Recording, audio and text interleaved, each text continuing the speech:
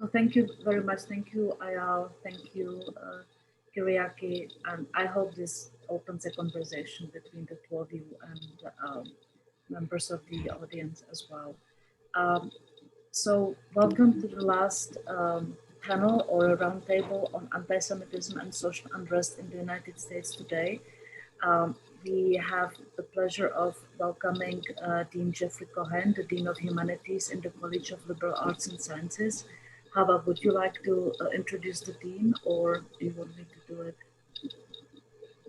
And later on, I will introduce Jonathan Fox, who will serve on the panel.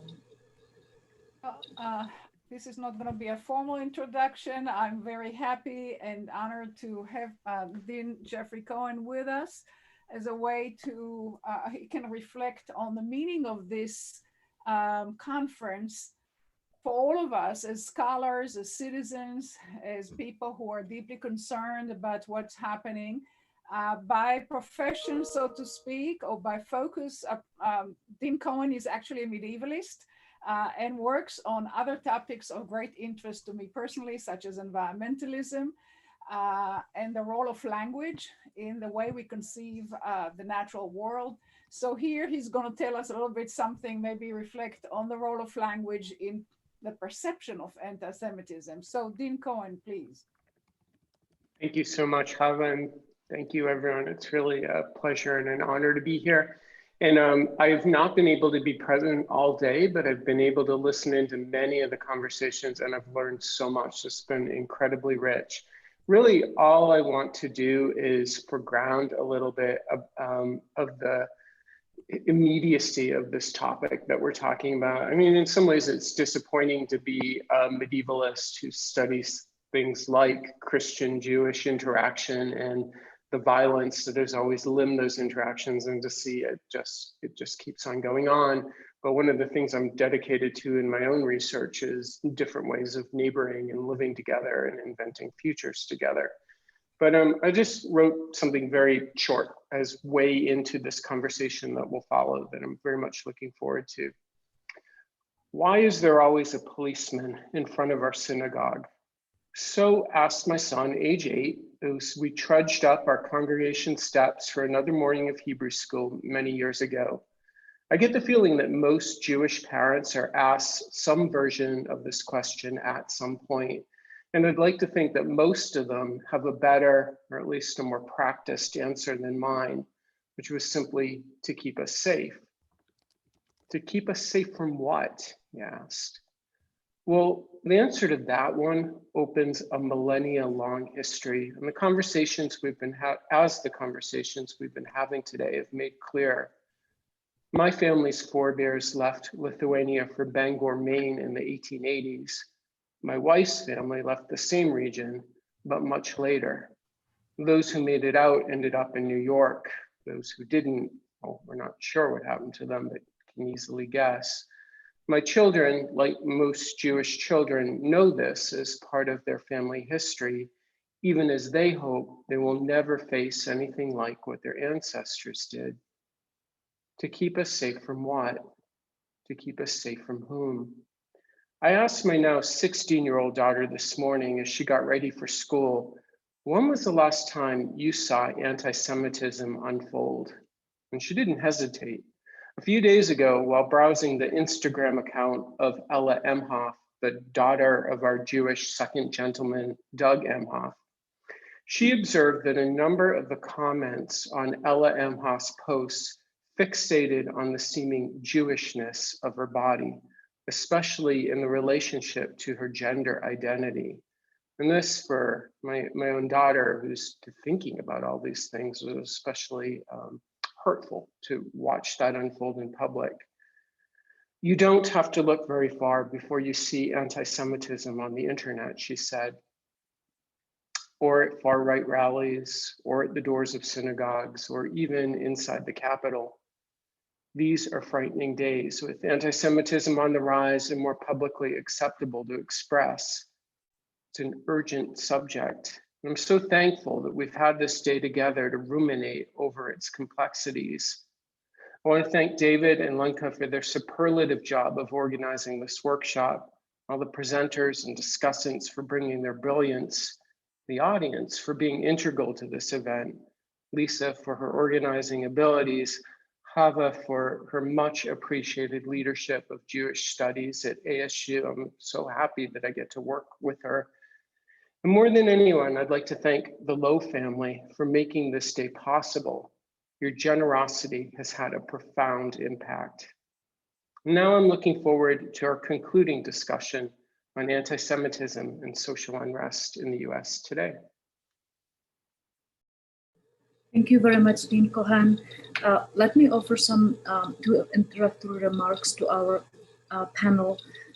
Then I will introduce Jonathan Fox and Petra Guasti, Ayal Feinberg, and Jeff Goldstein also agreed to serve on the panel. They will also offer some remarks, and then we will open it up for discussion. So I come to this topic not as a scholar of anti-Semitism, but as a scholar of far-right parties and far-right mobilization, and in Eastern Europe. And so these are the thoughts that I had as I was, being glued all day to TV on January the 6th. On January 6, 2021, uncivil groups stormed the US Capitol. They acted in congruence with the radicalized faction of the party in power and its leader, Donald J. Trump. The effort failed to the extent that it sought to block the count, but it exposed a complementary relationship between the Republican Party leadership and a loosely linked movement in the United States. The attack, however, also generated revulsion among some Republicans. The US insurrection, in my view, underscores a need to explore synergies between movements and political parties, as well as ideologies that bind them and divide them. So let me make 2 points about the attack. One builds actually on Jeff Goldstein's famous article about the uncivil society, and the second remark is about perfect storm. So I think we should pay more attention, I'm speaking with the political science hat, we should pay more attention to the complementarities between movements and political parties, and specifically uncivil movements or to uncivil society. Due to modern technologies, there is a loosely linked global uncivil movement that felt inspired by January 6 events. There is no one in charge, there is no conspiracy, nobody leads the movement. It's a globally loosely linked movement that shares ideological goals: adherence to white supremacy or its local versions, opposition to minority accommodation, opposition to political and social advancement of minority groups, and opposition to liberal democracy as an overarching political project.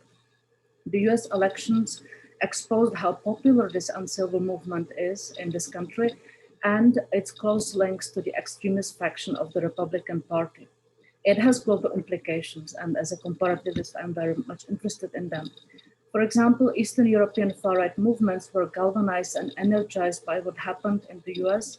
Commenting on the events in the US, a leader of the violent nationalist Azov movement in Ukraine, Sergei Korotkin, wrote on Telegram, "The whites have turned to decisive action and captured the capital. That's good.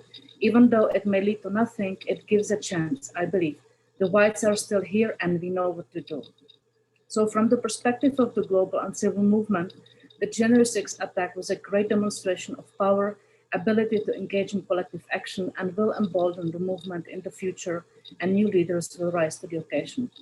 Now, let me make sort of a second comment is about the perfect storm, something that we have been talking about, that very often we see sort of a confluence of conditions. Rise of anti-Semitic attacks, rise in identity-based political mobilization is often associated with a confluence of events, with a perfect storm. Unfortunately, we live and will live in a perfect storm due to COVID, which will kill a lot more people, will exacerbate inequalities in the access to vaccines, and it will widen economic and social inequalities. Our research tells us that this will create a conducive environment for the spread of conspiracy theories and politicization of prejudice. Although we now live in a 100-day honeymoon of Biden's new presidency, the honeymoon will end, and scholars of prejudice, and we as scholars of prejudice will have our work cut for us. So many of you who know me know that I always see the glass empty, half empty. So that's sort of my take on January 6th. But now let me please turn to our panelists, it's a great pleasure to introduce Jonathan Fox, who will be the first panelist. He is the Yehuda Avner Professor of Religion and Politics at Bar Ilan University and Director of the Religion and State Project, and a Senior Research Fellow at Bar Ilan's Begin Sadat Center for Strategic Studies. His recent books include Thou Shalt Have No Other Gods Before Me, Why Governments Discriminate Against Religious Minorities. Second book, Political Secularism, Religion and the State, a time series analysis offered by data. And he has a forthcoming book, Why Do People Discriminate Against Jews? So he will serve as the first panelist, and then I will turn to Petra, Ayal, and Jeff. Thank you. I feel a little out of place on this panel because my work doesn't have anything in particular to do with the United States, although I think it's certainly relevant. I've spent most of my career as a scholar of religion and politics, and I've actually, for most of it, avoided writing about Jews or Israel. But in my most recent book, Thou Shalt Have No Other Gods Before Me, where I was examining the causes of discrimination against religious minorities across the world. I have a data set of 771 religious minorities in 183 countries. And I was asking very general questions, not particularly specific to Jews. I discovered something. The pattern of discrimination against Jews worldwide, and I have data for all these for Jews in 76 countries, which is pretty much everywhere where there is a significant Jewish minority. Yearly data from 1990 to 2014. I have very complex measures of discrimination by governments and discrimination in society. I don't have time to get into how those are measured, but if somebody would like to ask, I'm happy to answer. And a very odd pattern emerged. The level of discrimination by governments was present, but considerably lower than average compared to other religious minorities. But in society, Jews were, at least during the period that I examined, are the most discriminated against minority in society. And again, it's a very complex measure with 27 components, each looking at a different type of discrimination. So when that happened, I realized I would be writing another book, and that's how my forthcoming book on discrimination against Jews came out. And what I decided to do is I got together with a co-author, Lev Tupper, who is much more of a scholar of anti-Semitism than I have been. And I've certainly learned a lot from him, and I've certainly learned a lot from this conference. And I'd like to thank everybody for this opportunity to learn more about the topic. And we decided that we're going to test 3 theories of anti-Semitism, or the causes of anti-Semitism, that you can be found in the anti-Semitism literature. This is not all of them. These are just the ones that we were able to test with the data that's available. And again, I'm not measuring anti-Semitism, I'm measuring discrimination. Much of it could be classified as anti-Semitism, but it's definitely discrimination. And however you define any of the variables I use as anti-Semitism or not, or any of the independent variables, the correlations exist. So we can set anti-Semitism aside and look at causes of discrimination against Jews and some independent variables. The first theory is it's religion. And one of the sources of anti-Semitism has been theoretically religion. So I have 2 variables to measure that. One is, what are the percentage of the people in the country who are religious? I use standard questions that you can find in the WVS survey. Percentage of people who consider religion at least somewhat important in their lives, percentage of people who attend religious services at least once a month. I can also measure the extent to which governments support religion. That's a variable that actually comes out in Religion State Project. The government support for religion variable predicts higher discrimination against Jews by governments, but no significant relationship with discrimination in society. That's not particularly surprising because it's pretty much the same for all religious minorities. Jews are no different in that respect. Religiosity in society was actually quite different. What I found was the more religious a society, the more people in society who are religious, the less discrimination against Jews.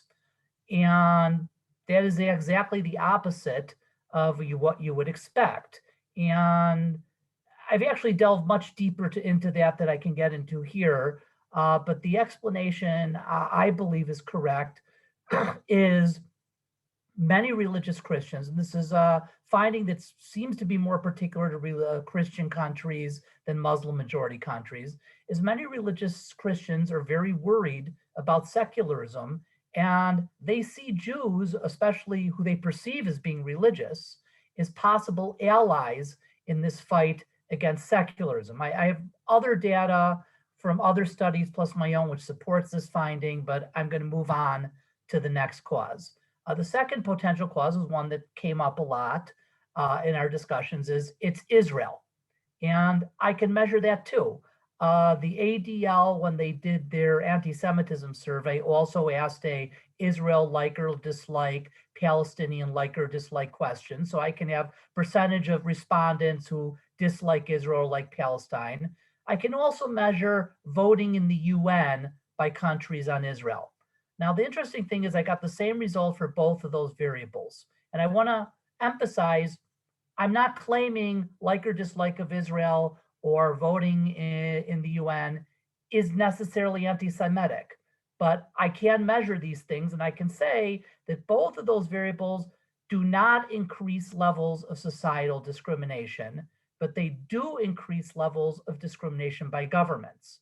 So based on that, I'm arguing that at least for the period I was looking at, again, my data is good through 2014, things might have shifted since then, that the anti-Israel element that expresses itself as actual discrimination against Jews seems to be elitist. It's expressed in elites and it's expressed in government behavior. It doesn't get expressed in societal behavior, which also means that I would argue when you see things happening to Jews in society, perhaps on US campuses, for example, and people are saying it's because of Israel, I'm not so sure. Because if it was because of Israel in societies where people hate Israel more or dislike Israel more, we should be seeing more of that, which we're not. The final thing I looked at is something that's come up a lot in our discussion is belief in conspiracy theories about Jews. Now, if you look at the ADL 100 measure for anti-Semitism, it has, if I'm remembering correctly, 11 components. 6 of them are Jews have too much power in this, Jews have too much power in that, Jews cause wars. And I tested each of those measures. I tested the general measure correlates very well, but if you look at the individual measures, those are the ones that correlate with both societal and governmental discrimination the most strongly. That one and the one where Jews are blamed for the anti-Semitism against them. It's read something along the lines of anti-Semitism against Jews is because of their behavior. The other ones correlate much less strongly. And even more interestingly, just for fun, since I do have another almost 700 religious minorities in my data set, I checked to see how those variables predict discrimination against minorities that are not Jews. Same pattern. So not only does belief in Jewish conspiracy theories predict discrimination against Jews, it predicts discrimination of Muslims, Buddhists, Christians, what have you, which something that hasn't come up so much in our discussion is the canary in the coal mine theory. If there is anti-Semitism is a sign of a larger malaise within society. And I have some significant evidence for that. And those general findings, I do think, tell us a bit about what's going on in the US. In the US, I think it's safe to say societal discrimination is far higher than discrimination against Jews by government. Discrimination against Jews by government in the US, by my measures, is practically non-existent, but it's quite high in society. And I think these patterns are there. I think the anti-Israel thing is something that is elitist. I don't think it's the root cause of things that happens to Jews, although I do think it's an excuse. And I'm very worried about the rise in belief in conspiracy theories because I think along with it, societal discrimination in the US against Jews is going to go up. Okay, I think I stayed within my time. Thank you very much, and I hope to hear more of your thoughts in the debate. Petra, and then we go to Ayal and Jeff. Thank you, and thank you for the opportunity to take part in the roundtable, as Lenka knows, because we were tweeting during it. This January the 6th was my first coup I watched live online. So it was, I think it was a watershed moment for everybody. But I would like to offer 3 comments, and I would like to kind of find comparative similarities, perhaps, between the case I studied Germany for this workshop and the events we observed in Washington, D.C. on the 6th of January. So starting where the previous speaker left us, Jonathan, thank you so much for your remarks.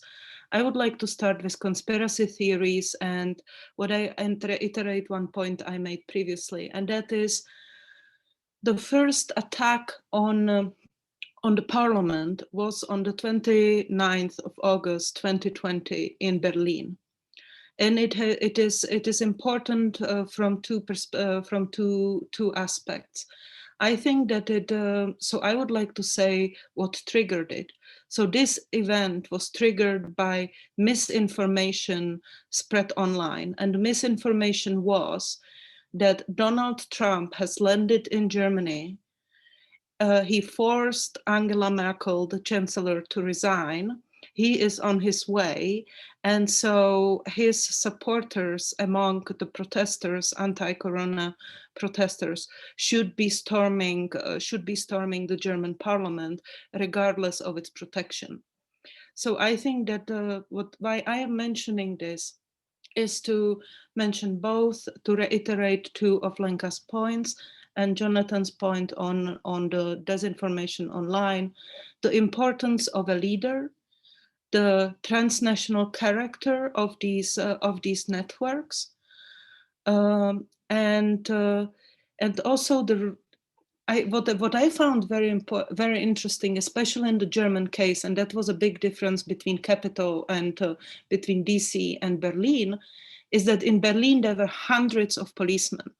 So German government is never unprepared. It believes in being over-prepared than under-prepared for these. And there is a special riot police, and there were barriers and everything. But what was interesting was the similarity, was this, what I found interesting is looking at it on the German TV, I think the same thing was that they were doing it for the clicks. So why they were doing it was actually to have this little video of doing it, because in Germany they had no chance of ever actually breaching, getting to the building. But I don't think that it was the purpose. It was a manifestation. It was a symbolic action which had many symbolic dimensions. But the online, this performative aspect of the event was very important, and I think in both of the cases, in capital it was we were all painfully aware, and I think it will be also their demise, because they all filmed themselves while committing federal crimes. That brings me, speaking of the preparedness and unpreparedness of the police, brings me to a point which also Dean Cohen mentioned, and that is the security. And previously also we mentioned it in the discussion, the securitization of the issue of anti-Semitism, and to understand the event at the Capitol as a security failure. I mean, from a point of view of lost lives, I am aware, and this is something which I would like to reiterate from what Ayal was saying, that we are only able to measure what we observe. We don't see all the attacks which the police has prevented, and they have reasons for not telling us all about it, strategic reasons. But I think this is important. So I understand, while I understand it could have been much worse, I also think comparatively with Berlin, it could have also been much better, meaning they could have just never have made it to those steps. And I think that brings back the important point, and that is, I think, one of the most urgent issue to tackle internationally in all of our countries, and that is, what is the depth of anti-Semitism, xenophobia, and racism in our police forces and in the military? So when I was really touched and kind of really personally touched when Dean Cohen was speaking about the question, because that question every day I used to go to work. Now I work from my living room. But when I used to go to work on a bicycle, I every day met the policemen who are standing in front of the synagogue. And while on one hand, I'm really grateful to them, on the other, and I understand that they are there to keep us safe. But I am also, maybe that's the Eastern European descent. I'm also, on this respect, I'm a little bit distrustful in terms of, are they really going to keep us safe? Are all of them going to keep us safe? Is none of them going to provide information to right-wing terrorists? Are none of them members of radical right extremist groups? And the more evidence we find on this, which is emerging in Germany, but also in the United States, the less trust in the people who are there to keep us safe we actually have. I would like to note that the main synagogue in Frankfurt actually has two sources of security. So they have there is their own security and the German police. So that kind of shows you that while they kind of trust the German state, also not really, because it's better to be safer. But this really the question, are those who are there to keep us safe really going to keep us safe? And when I spoke of the security failure, when I was looking in DC, I have to also mention again the most violent attack in Germany, in Halle at Yom Kippur in 2019, which was exactly a security failure. And in the aftermath, there was a huge investigation. The perpetrator was actually sentenced to life in prison without parole in December 2020. But what came out in the investigation of the police, how come that on Yom Kippur, when every synagogue I know has double or triple security, there was zero security in Halle? It was because the police didn't know about Jewish holidays, and they did not understand. So, and then when they evacuated everybody to hospital, people started to faint because they were fasting, and the police wouldn't wanted to question everybody, wouldn't allow people to break the fast, etc., etc. So there was, reading the court proceedings was actually heartbreaking, seeing the victims, the people who survived inside of the synagogue, but who were really traumatized through the ways the police actually handled this. And this brings me, the Halle brings me to the last point I wanted to make, and that's the online radicalization and online radicalization spilling out, and the mutual reinforcement of hatred.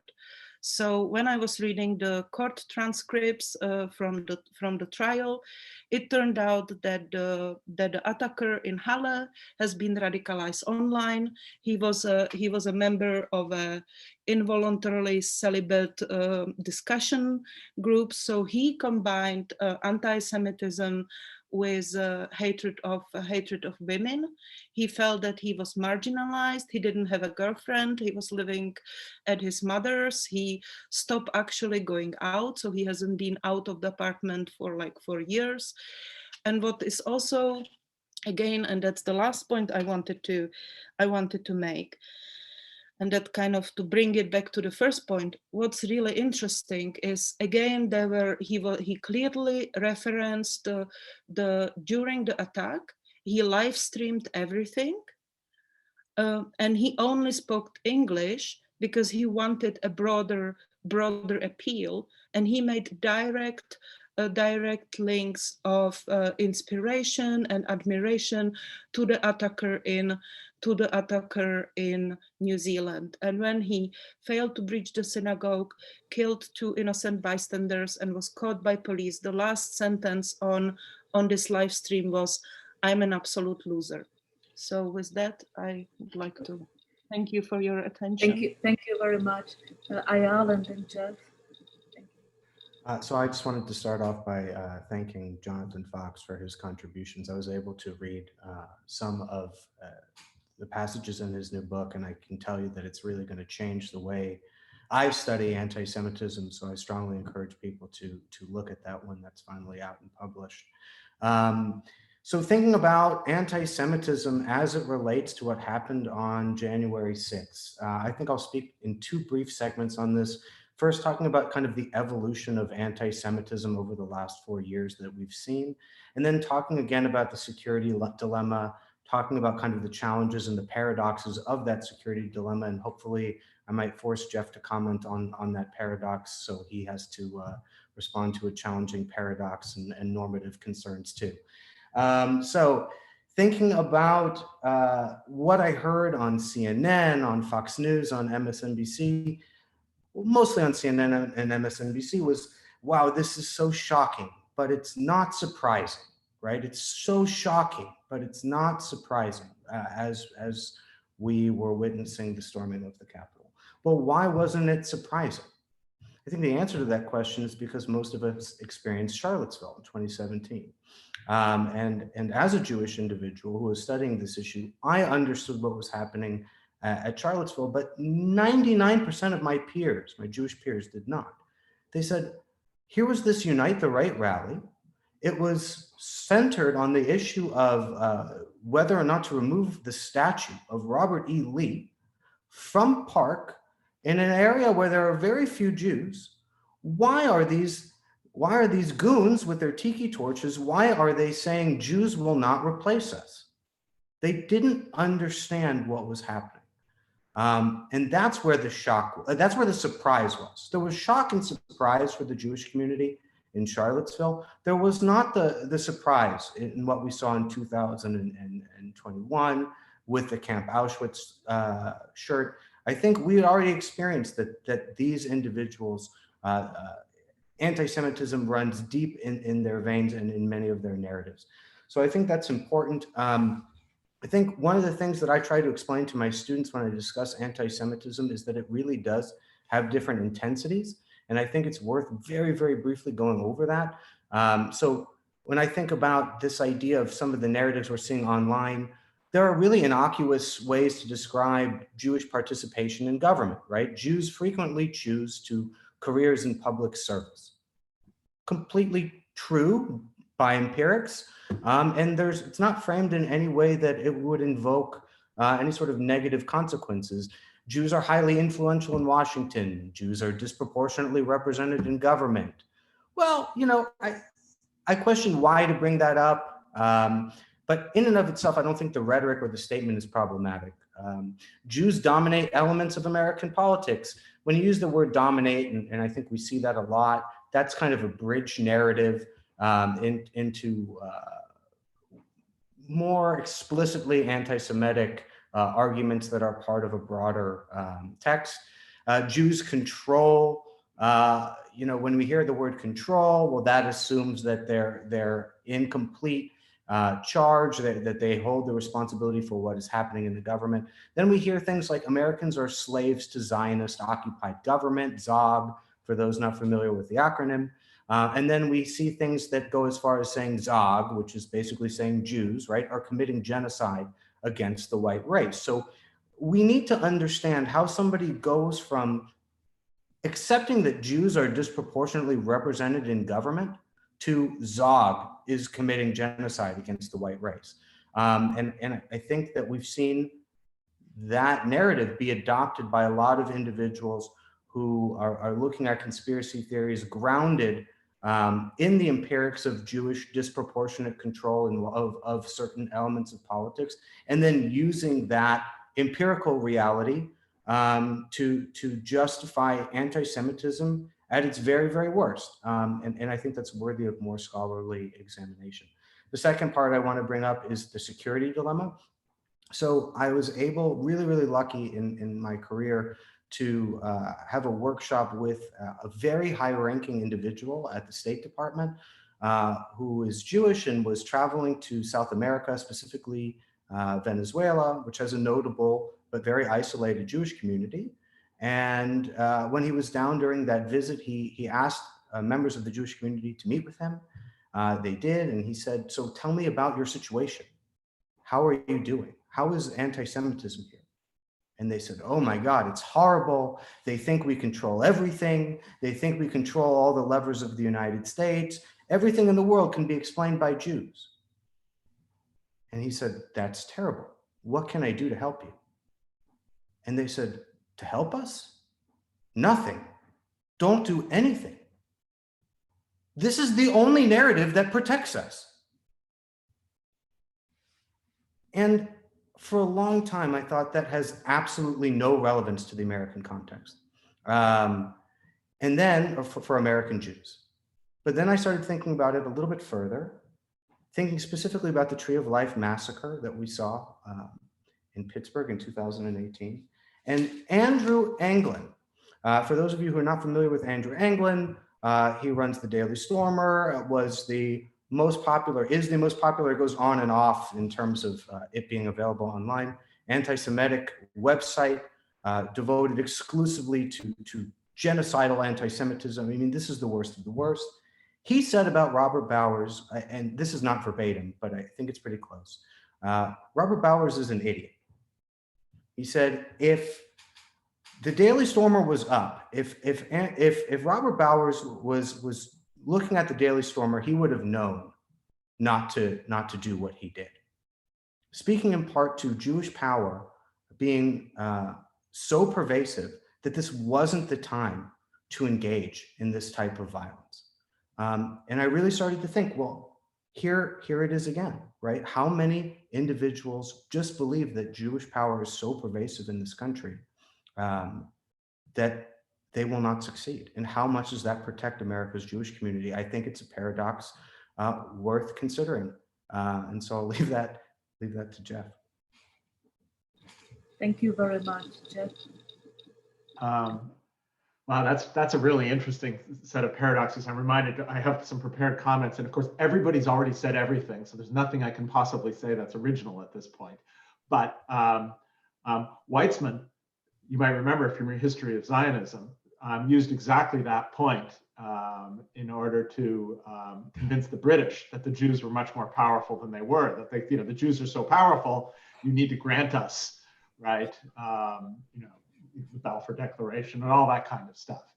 I'm going to come back to that, but I wanted to pick up on one thing that was said. Charlottesville. When I think of January 6th, 2021, I'm much more reminded of the Tree of Life, because the Tree of Life, what happened on January 6th, 2021? What happened is that a president who had lost the election had mobilized a very large group of people around a set of lies.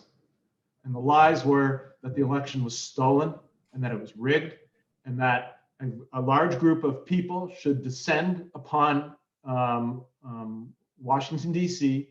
in order to prevent this from happening. And then he told them, go march to the Parliament, to the Congress. I'll be with you. He lied. He went home and watched television. But I'll be with you, and we'll stop this from happening.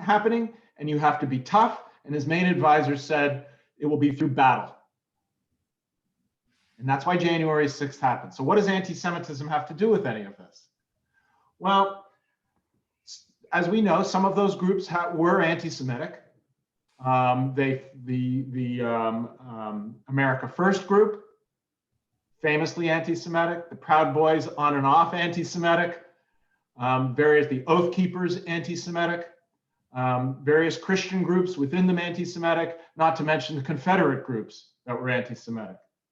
This anti-Semitism had been used before by Trump. It had been used before.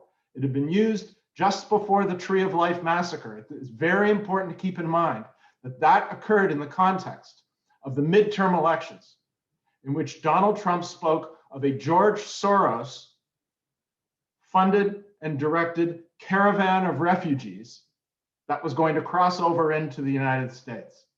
In an attempt to win the 2018 midterm elections, he used this hoax of Soros funding these people in order to come over the border. And Bowers, who Ayal mentioned, who carried out this massacre, carried it out because he wanted to stop HIAS, the Hebrew Immigrant Aid Society. The guy didn't know that HIAS was an idiot. He didn't know that HIAS wasn't affiliated with this synagogue. He just thought Jews are Jews. So in order to win, which failed, by the way, a 2018 midterm election, which he lost, he activated this set of sentiments, groups within the society, and the Tree of Life Synagogue massacre, the greatest act of violence against Jews in history, was used in order to, was a negative externality to try to win an election. So I want to be clear on what that was. And so the events of January 6th, I think, are much more related, to my mind, back to Tree of Life than they are back to Charlottesville, as important as that was. What we have going on in the United States right now is a large group of activated anti-Semitic conspiracy groups. And it's not just me who's saying this. Right? It's not just the people who are sitting around saying this. It's the US military. A couple people have mentioned here about the infiltration of the police and the military by far right-wing groups. When I started working on QAnon, I was asked to join a group run out of West Point, which is a group of basically sociologists in uniform, right? They're all PhDs. The military is completely freaked out right now. It's not getting as much press as it deserves. Completely freaked out at the infiltration by extremist groups, not just into the regular troops, but into the elite units in the officer corps, especially things like the Air Force. Now, it could be that West Point, because their army just wants to blame it on the Air Force, but they're very worried about this.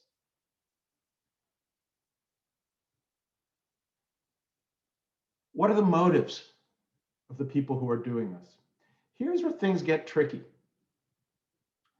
And I think Jonathan Fox raised a very important set of points about, you know, what are the types of anti-Semitism that are out there, and how would we know?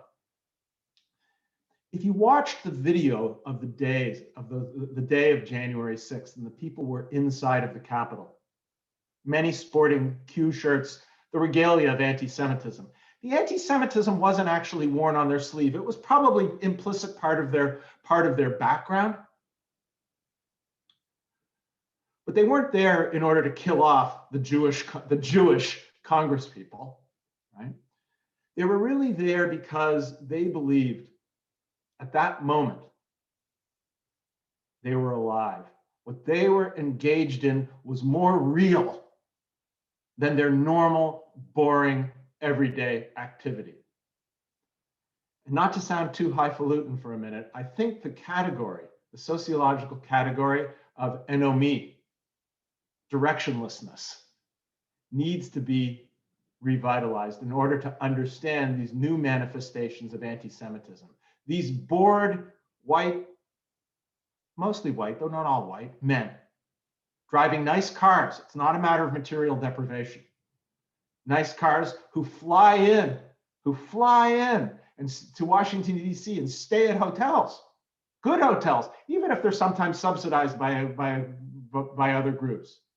This is quite something. We have a directionless group of people who are interested in infiltrating our institutions and destroying them.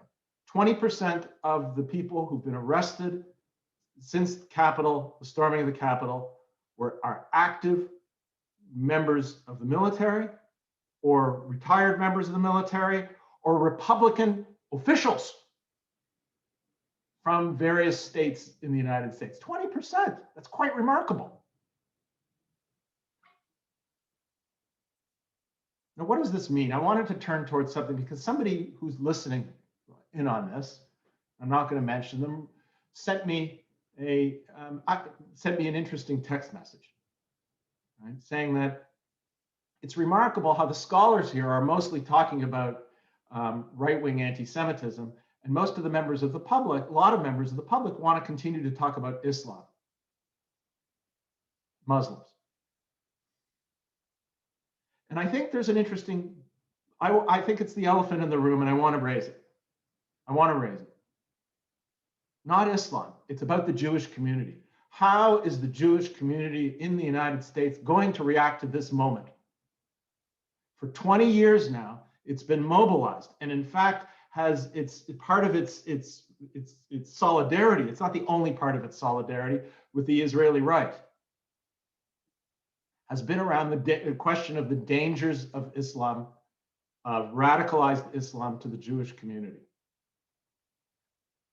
But I'm here to tell you that the danger is different. The danger is different. The reason today, when I worry on campus about somebody coming into my class and shooting up the class, it is not Muslim students. It is not left-wing students. It is armed right-wing students, members of the college Republicans. And all you have to do is go online and enter college Republicans armed insurrection, and you will see any number of groups of college Republicans in the United States from various campuses who were involved in this, including students directly. So the Jewish community has some thinking to do, because the Jewish community, and especially influential members of the Jewish community, heavily sided with Trump. Now, we know only about 20% of Jews voted for Trump, but the Jewish community did side with Trump. Influential parts of it. The question will be, what are they going to do about this fact? He was willing to use and to mobilize and to instrumentalize anti-Semitic groups in order to retain power. Now, I don't know. I'm a member of a, last thing I'm going to say is this. I realize that it's not what I want, because so many things have already been said, so I'm not fully prepared. I had other things I wanted to say. I'm a member of I published an article in a book a couple of years back about anti-Zionism on campus. And I led a very large center for Jewish studies at the University of Toronto for years. And so I was involved in those fights, in those wars. And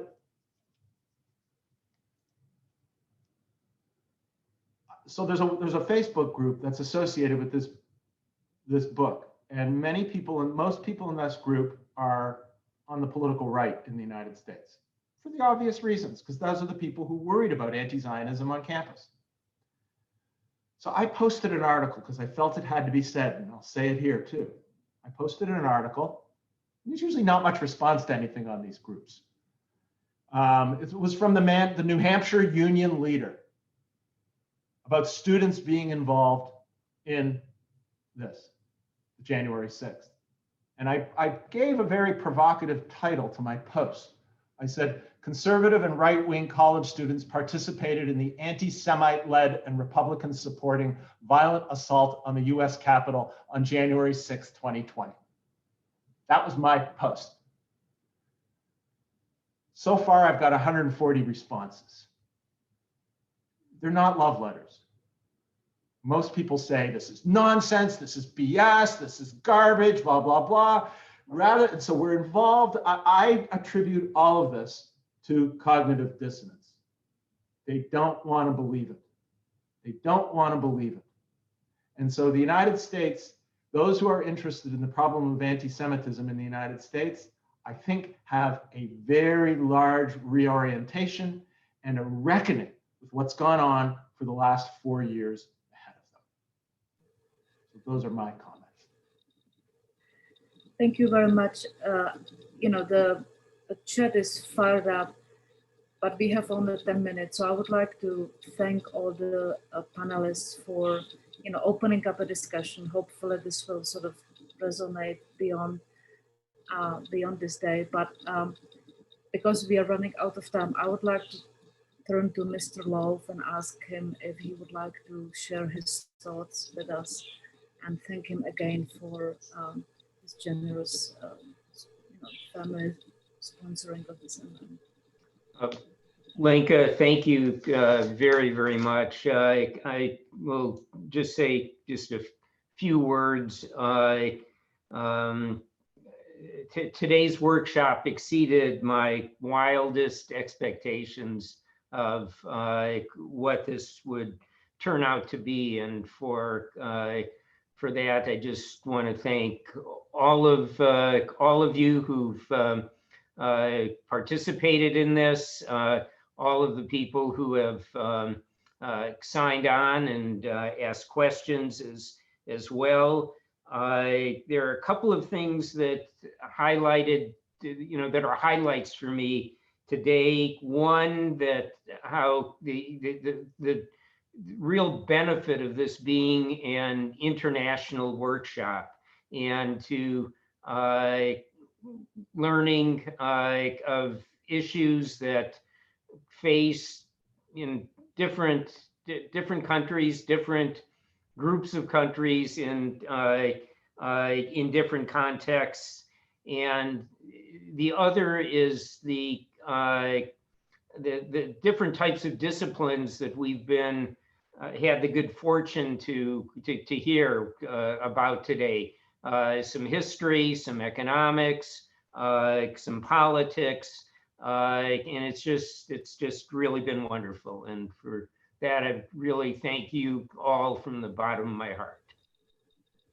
Thank you for your generosity. And again, sorry that we're running out of time. I wish we had, we could debate this for hours. But let me ask if Hava or Dean Cohen would like to, conclude this roundtable.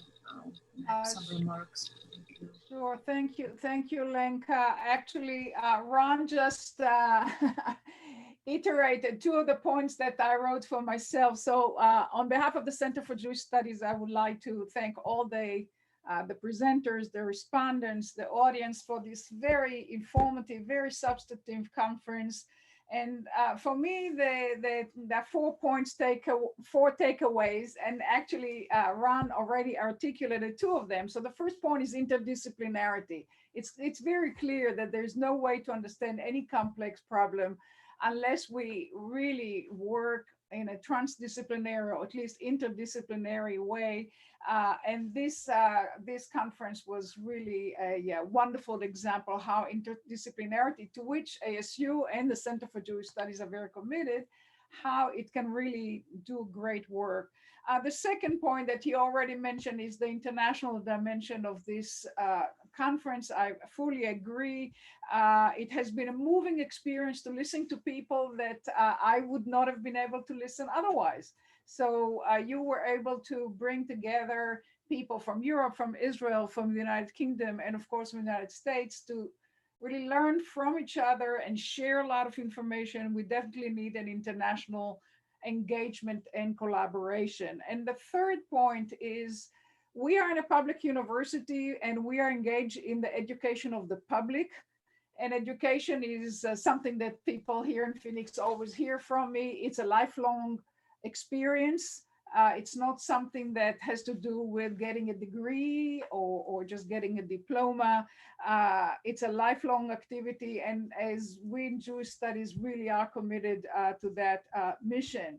And the last point has to do with the role of technology. We engage the role of technology from two perspectives, the positive and the negative. Positive, of course, is the fact that we can do all those kind of international communication. The negative aspect has to do with what's going on online. And the online world is so disturbing. We have not talked about the leadership, some of the Jewish leadership in some of those corporations, such as Facebook, such as Google. Many people here know a lot more about it, but the attack on Soros happened on Facebook, and there is responsibility for the people who run that company. So I would have liked to hear more about that. But on the whole, I think it has been a wonderful experience, learning experience that can open up new research possibilities and options for the specialists here. But for all of us, we are very grateful to you. So thank you so much for taking time to participate in this event. Yeah, thank you very much. Dean Cohen, would you like to add something? I will just add to the thanks and my gratitude for ASU Jewish Studies for being a leader in these kinds of interdisciplinary thought projects that are open to wide publics. It's an honor to be part of this community.